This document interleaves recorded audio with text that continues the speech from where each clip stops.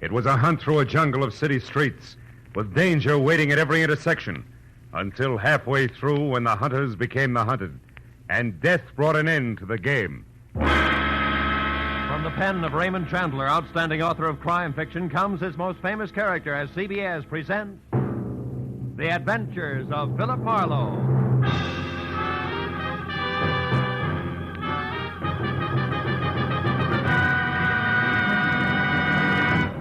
Now, with Gerald Moore, starred as Philip Marlowe, we bring you tonight's exciting story, The Grim Hunters.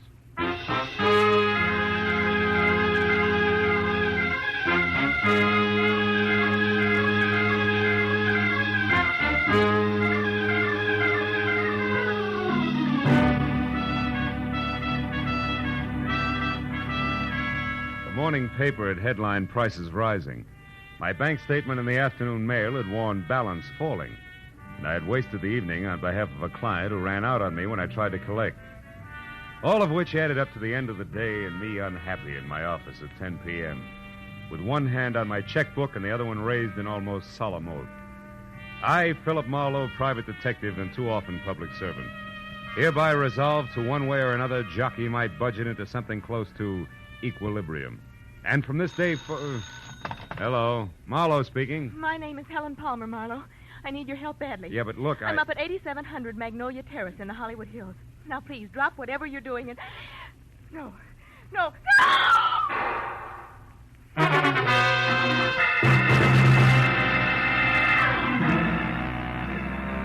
I must have let go of the phone, grabbed my hat and coat, opened and closed the office door, piled into my car outside, and raced up into the Hollywood Hills because the next thing I remember after Helen Palmer's scream was swinging off North Bronson Drive onto Magnolia Terrace.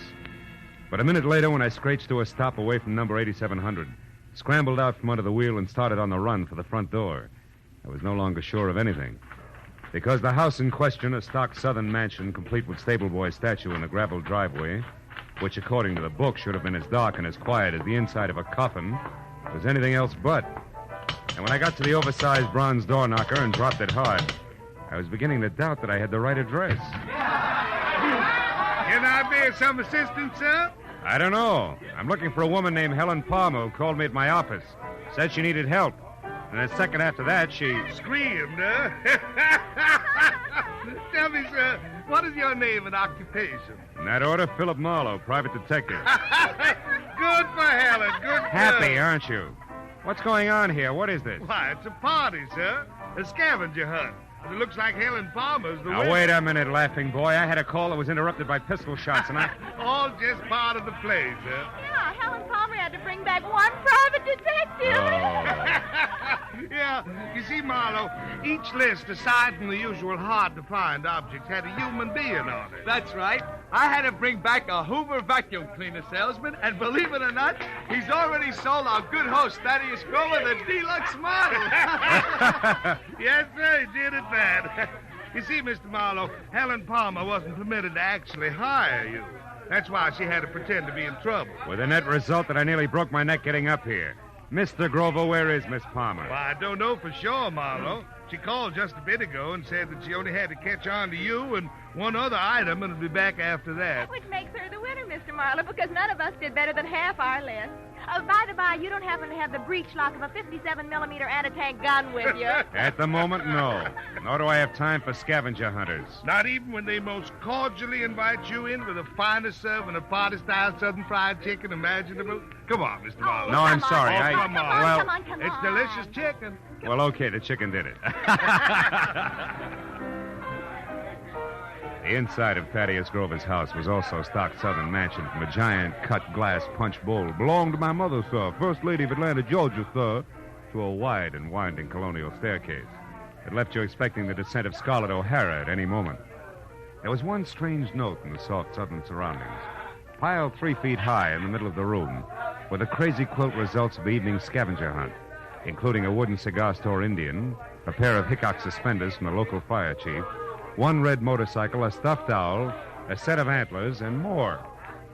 And behind all that, my counterparts, the bring-em-back-alive items from each list.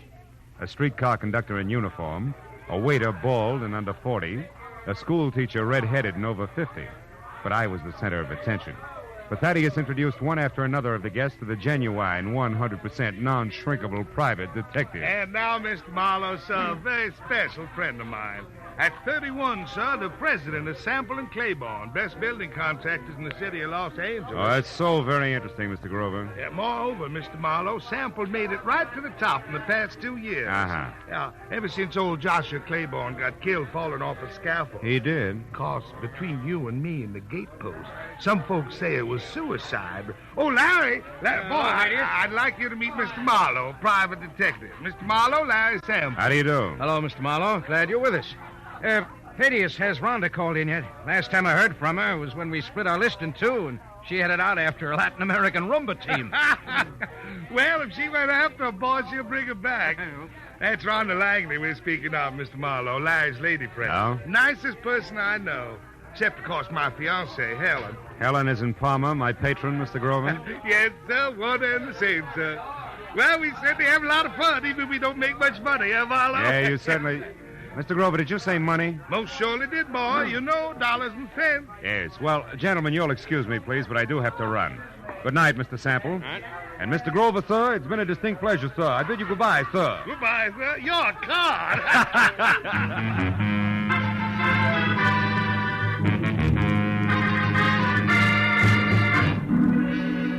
When I got back to my office, which I had left lights on and unlocked, my telephone was ringing. At this late hour, gullible me took faint hope that it could be a client who might still save the day.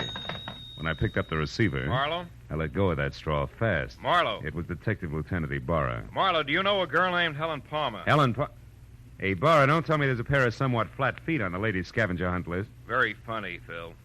How do you know her? No, not beyond a panic telephone call that ended in a make-believe scream and a couple of pistol shots.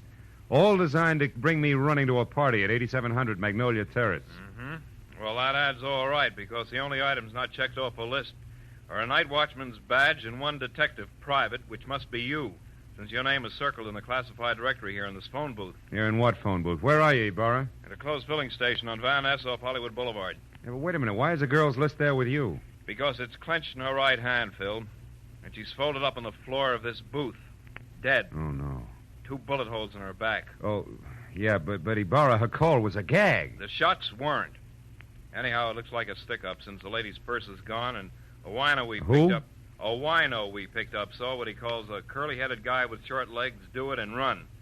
Also, the wino says that the murderer had been hanging around for a couple of hours like he was looking for a well-to-do prospect. Yeah, I know, but it's still kind of strange. Me getting that call, I mean. Well, I'll drop around to headquarters tomorrow morning, Lieutenant, if you need any statement from me. I think you'd better make that tonight, Phil.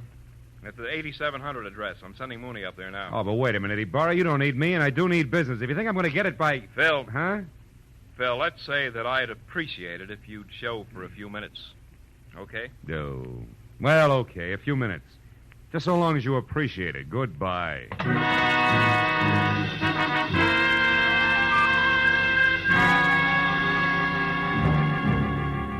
Driving back to Magnolia Terrace, I used Detective Lieutenant Ibarra as an oversized whipping boy for the day's disappointments.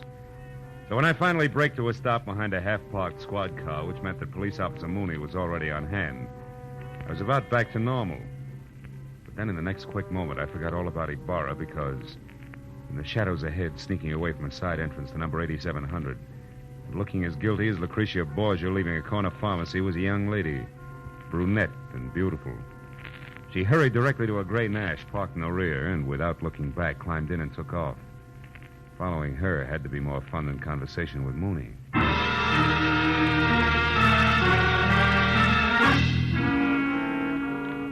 10 minutes later, the lady came to a stop in front of a dark, politely landscaped cottage on North Ogden Drive.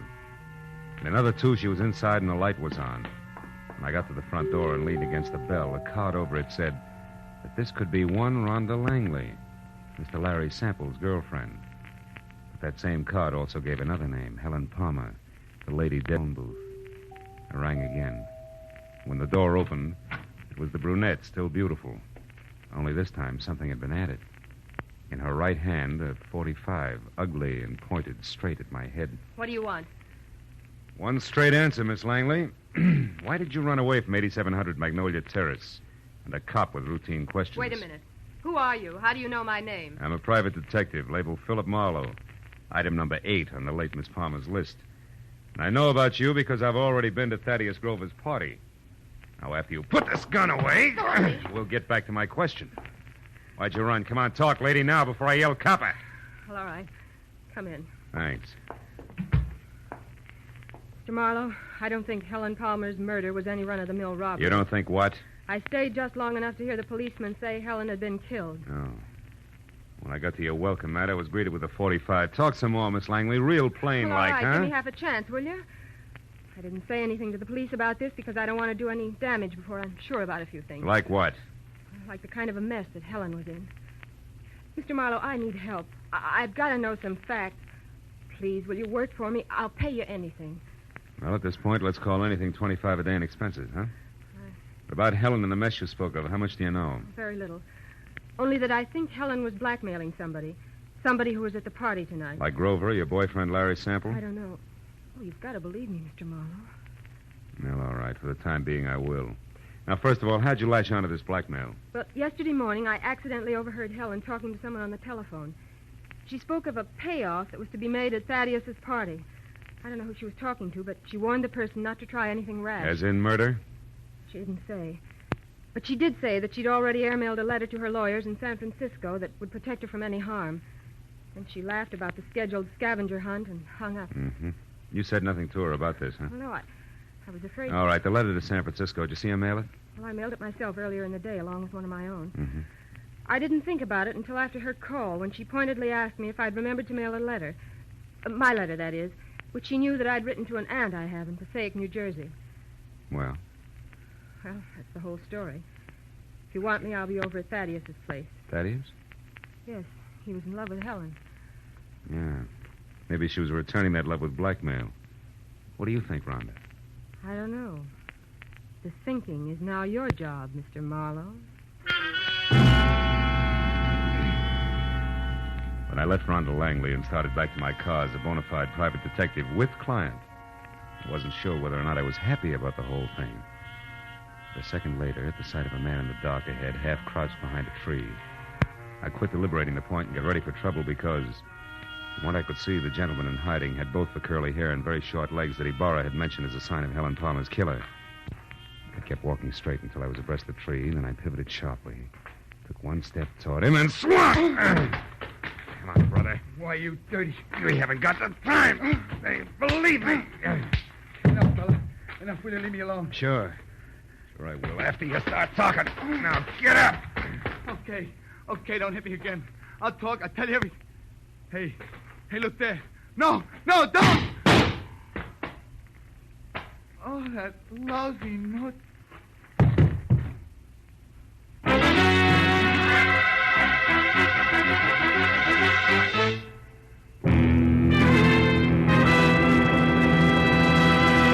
In just a moment, we will return to the second act of the adventures of Philip Marlowe. But first, you can do a lot of singing for $14,500, so they say. And tonight, some CBS listener may be able to speak with authority on the subject because $14,500 is what's waiting for whoever can solve the mystery behind the new Phantom Voice on CBS's great Saturday night quiz game, Sing It Again. Listeners from coast to coast will be quizzed by telephone about the new Phantom's identity. And they'll also be given a chance to win one of the other famous prizes for solving the riddle songs which feature Sing It Again's hour of Saturday night fun. Here's Sing It Again on most of these same CBS network stations tonight and every Saturday night. Now, with our star, Gerald Moore, we return to the second act of Philip Marlowe and tonight's story, The Grim Hunters.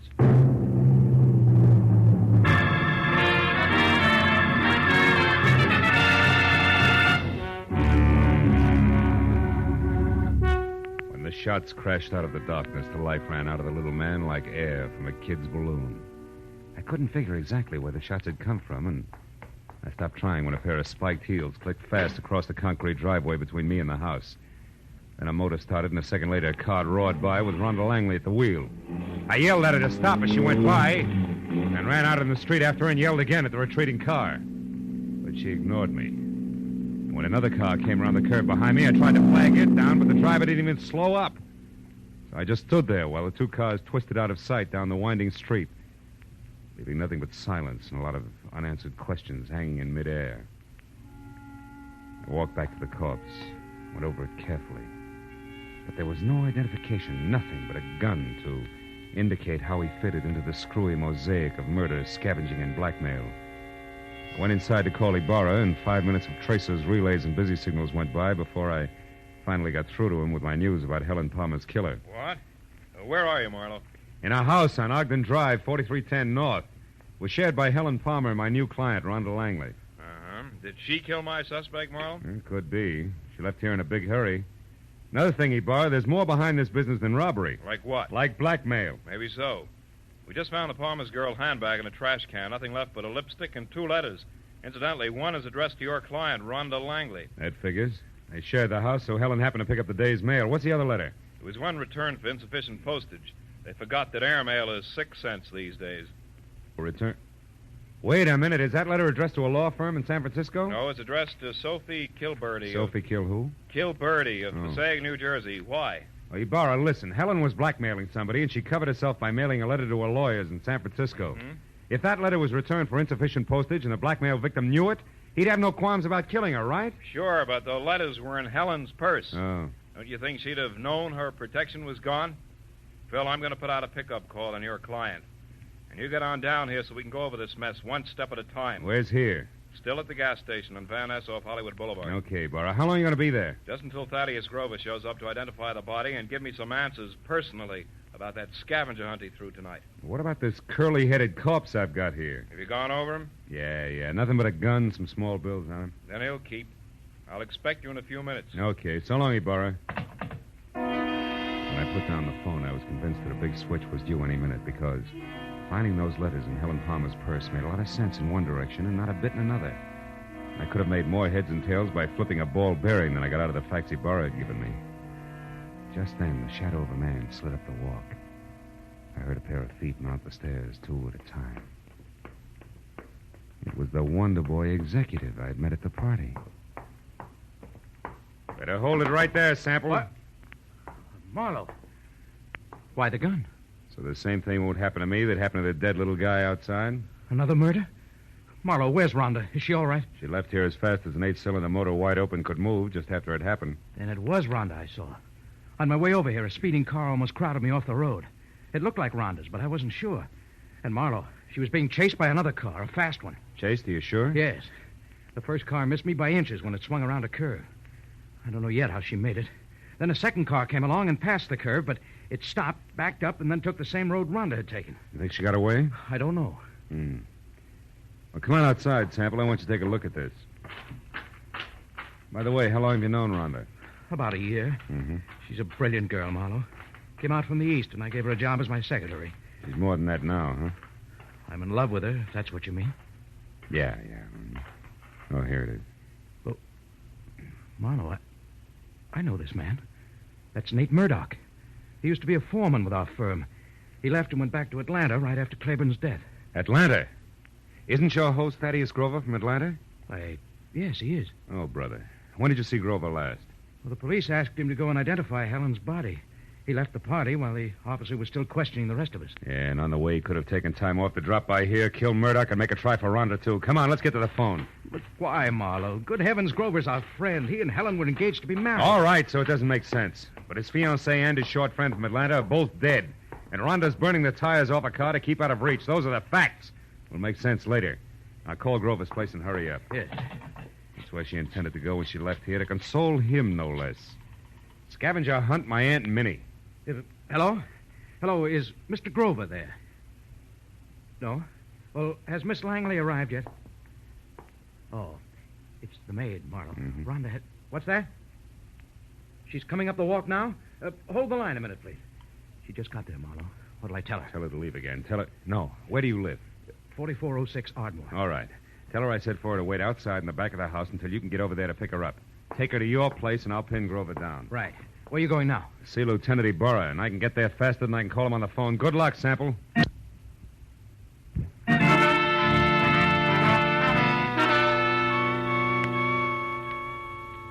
Sample was repeating my name over to Grover's maid on the phone as I left. And a few minutes later, at the mobile gas station off Hollywood Boulevard, I found Ibarra looking sardonic in the blinking light from a flying red neon horse above his head as he flipped through a stack of papers on top of an oil drum. It's about time, Marlowe. Where's that client of yours? Now, wait a minute, Ibarra. I had her pegged all wrong. She's a pigeon. Has Thaddeus Grover been here yet? Just left. He's quite a character, that guy. You didn't let him get away alone? Yes, he was... What do you mean, get away? Ibarra, there's a big connection between Thaddeus Grover and Murdoch, the guy who killed Helen. Now, Grover might have hired him for the job, and now he's trying to get Rhonda. Now, Marlowe, how does that figure? It doesn't, but so help me, Ibarra, that's the way it is. Well, Grover was heading for his friend Larry Sample's house, and he left. Happened to know where Sample... Holy smoke, that's exactly where I told Sample to take the girl. 4406 Ardmore. Well, that's great, Marlowe. They'll all be together in one place. I'll pick up the whole crew and right now. You're going to pick up the pieces, you mean? You think there'll be a showdown? Any minute, Ibarra, it can't miss. Okay, so we'll take some firepower along. Hemigala, Gray, let's go. Come on, Phil. Now, look, Ibarra, maybe Sample hasn't gotten home with Rhonda yet. I'll go up to Grover's and try to head them off, okay? Okay, Marlowe. But if you get them before I do, bring them in, and no alibis. I'll see you.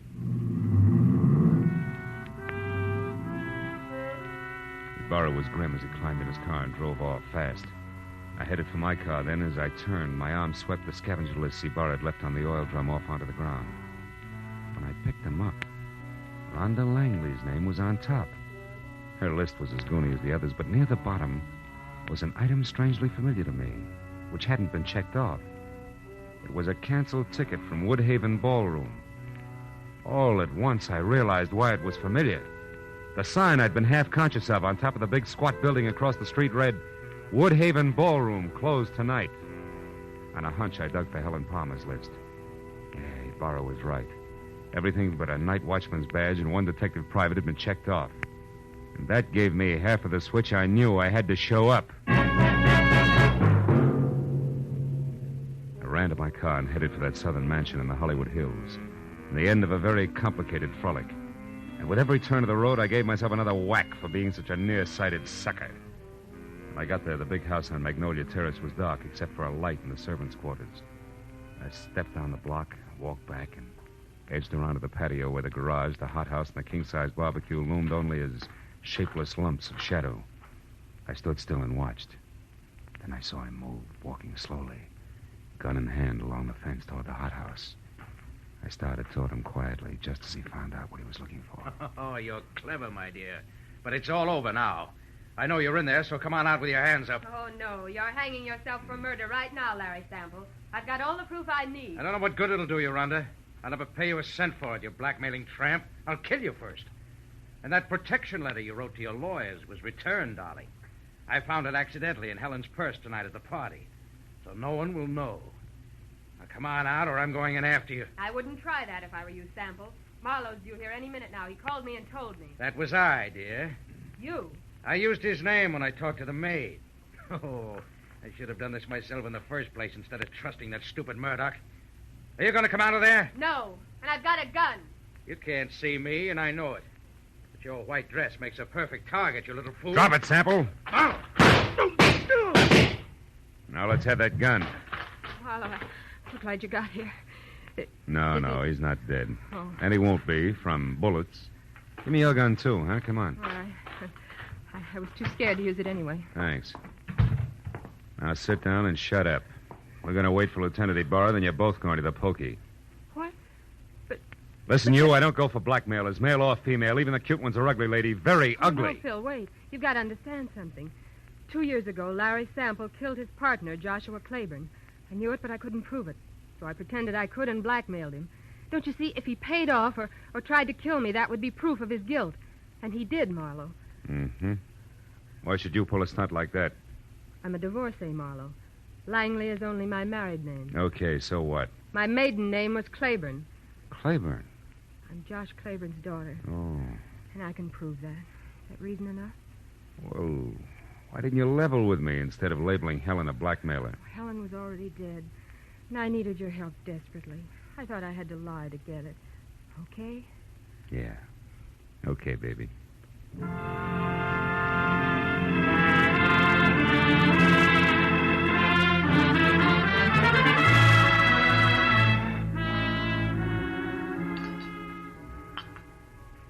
Anyone care for more coffee? How about you, Lieutenant? Oh, no thanks, Mr. Grover. Well, Marlowe, you got it all to come out even anyway. frankly, that's more than I expected, and I left you at that gas station. Yeah, we were lucky, Burra.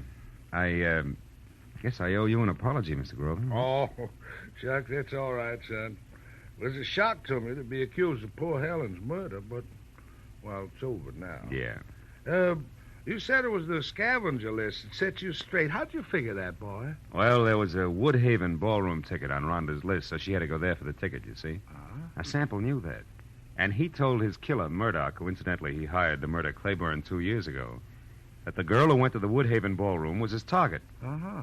But Helen happened to go there after the night watchman's badge. Which he could have picked up any place in town. Yeah. What a terrible coincidence for Helen. That was all that saved my life, really. That's right, honey. Murdoch made the mistake, and when he and Sample discovered it, they made another try at Rhonda's house. But I caught Murdoch there, so Sample shot him before he could talk. And when I left, he followed me in his car. I knew they were after me, and I thought for sure they'd killed you, Phil. That's why I ran. Yeah, that threw me for a loop. Then Sample came back to make sure that Murdoch was dead and sold me a great big bill of goods at the same time. It's a terrible, terrible thing. Yes, Mr. Grover, it is. Lieutenant, I want to thank you personally for your participation. Thank you very much. Well, I've got everything I need, so I'll say good night. Yeah, me too. Oh, Phil. Yes? Shall I mail you a check? Why, yes, I think... No. Wait a minute. Yes? You know, honey, with your knowledge of postal rates, why don't you just deliver it in person, maybe? Huh? Love to. Count on it, Mr. Marlowe. Good night.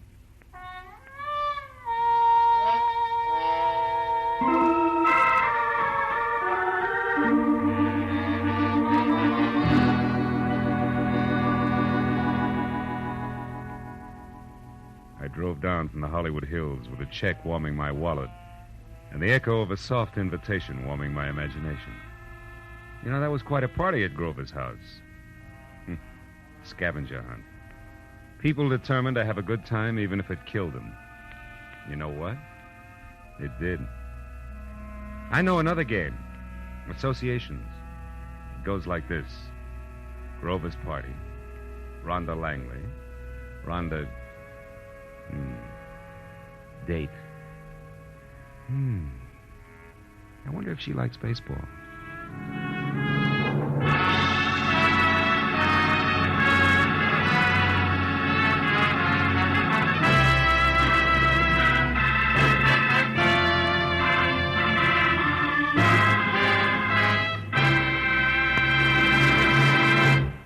The Adventures of Philip Marlowe, created by Raymond Chandler, star Gerald Moore, and are produced and directed by Norman MacDonald.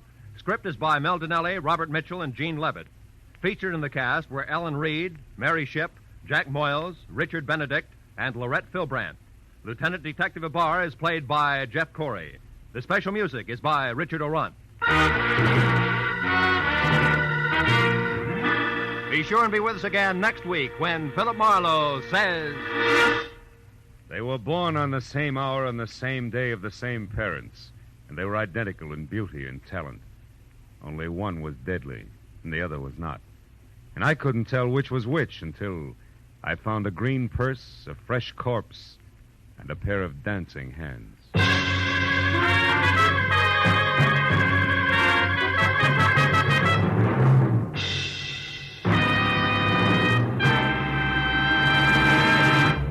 If you happened to miss Jack Benny's hilarious show last week featuring the Ronald Colemans, you missed the laugh treat of the year.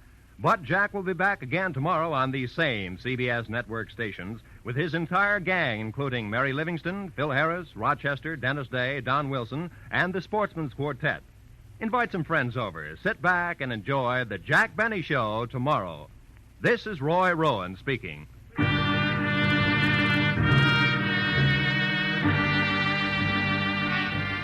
This is CBS, where 99 million people gather every week, the Columbia Broadcasting System.